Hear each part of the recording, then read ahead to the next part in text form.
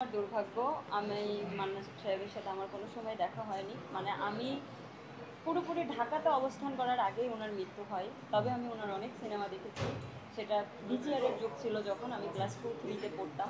তখন আমি এরকম হতো যে আমাদের রাত্রে 11টার পরে আর সিনেমা দেখার সুযোগ দিত না। বড়রা যারা ছিলেন আমাদেরকে তাড়িয়ে দিতেন এবং তারা নিরিবিলি তাদের মতো করে বড়রা সিনেমা দেখতেন। তো সেই সময়ও চুরি করে বেড়ার ফাঁকে এখানে সেখানে চুরি করে আমি মান্নান সাহেবের সিনেমা দেখেছি।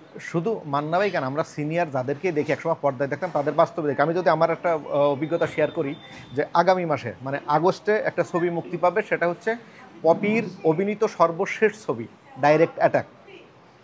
এই ছবিতে আমি অভিনয় করেছি একজন কাস্টমস কর্মকর্তা হিসাবে। এই ছবিতে পপির সর্বশেষ নায়ক হচ্ছে আমাদের আমিন খান, শিরিন শিলা আছে, আমাদের ইমন ভাই আছে।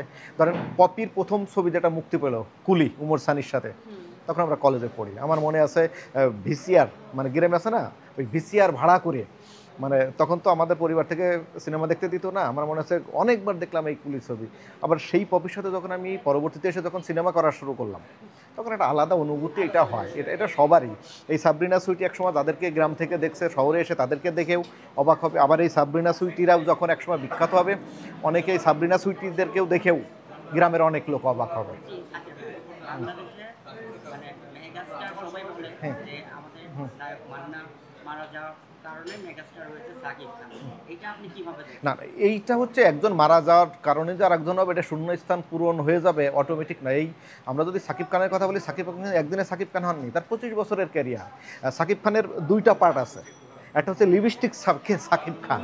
এইটা যদি আমরা বলি, একসময় বাংলাদেশের ডিরেক্টররা তাকে লিপস্টিক পরাতেন, মানে মানে সে যে একটা নায়ক এইটাই তাকে বোঝাতে যেত না।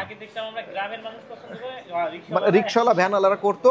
আর সেকেন্ড পার্টে যে সাকিব খান, এটা হচ্ছে ইন্ডিয়ান একটি মুভি করেছিল শিকারি। হ্যাঁ, শিকারি।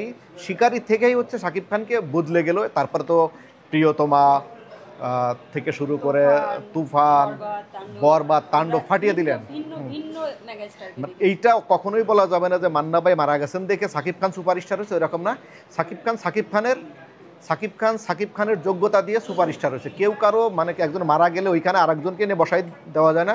তাই যদি হতো, সালমান শাহ মারা যাওয়ার পর শ্রদ্ধা রেখেই বলি, শাকিল খানকে অনেক চেষ্টা করা হয়েছিল, তার অসমাপ্ত ছবি আনন্দ অশ্রুতে অভিনয় করানো হয়েছিল, কিন্তু শাকিল খান কিন্তু আপনার সালমান শাহ হয়নি। এই জন্য যার যার যোগ্যতায় সেই হয়। এই সাবরিনা সুইটি, তার যোগ্যতায় সাবরিনা সুইটি হবে। আমি হেদায়েত তুর্কি, আমার যোগ্যতায় আমি হব। আমি আরেকজনের যোগ্যতা হব না। একজন আরেকজনকে মিডিয়ায় কখনোই ব্যাকআপ দিয়ে মানে স্টার, সুপারস্টার, মেগা স্টার বানানো সম্ভব নয়। হয়তো দু চারটা পাসিং শটে টাকা দিতে পারে। আচ্ছা ভাই, আমিন খানকে নিয়ে একটা কথা বললেন, আমিন খানকে নিয়ে একটা সিনেমা করেছেন, তো উনি এতদিন কেন বসেছিলেন? উনি আমাদের হাল ধরতে পারেনি?